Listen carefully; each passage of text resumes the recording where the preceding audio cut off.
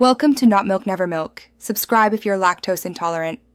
You start by confirming the modem and ISB connection because the mesh needs a live WAN source.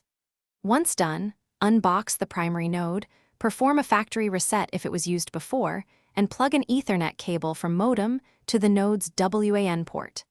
Then connect power and wait for the LED to stabilize. This indicates the node booted correctly. You do this first because a healthy primary node establishes the network backbone that all other nodes and devices will rely on. You now open the vendor app and follow the guided setup to create your SSID and admin credentials. The app simplifies device discovery and security. Make sure to update firmware before adding nodes because updates often fix stability and performance. Next, add secondary nodes through the app and position them roughly halfway between the primary node and problem areas. This balances signal strength versus coverage. You should avoid metal obstructions and put nodes at eye level to maximize line of sight and backhaul efficiency. You finish by validating the mesh.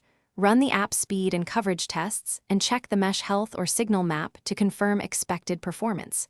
Make final tweaks to placement and enable Ethernet backhaul if you have wired connections for best throughput. Also configure guest network and co-S for device priority.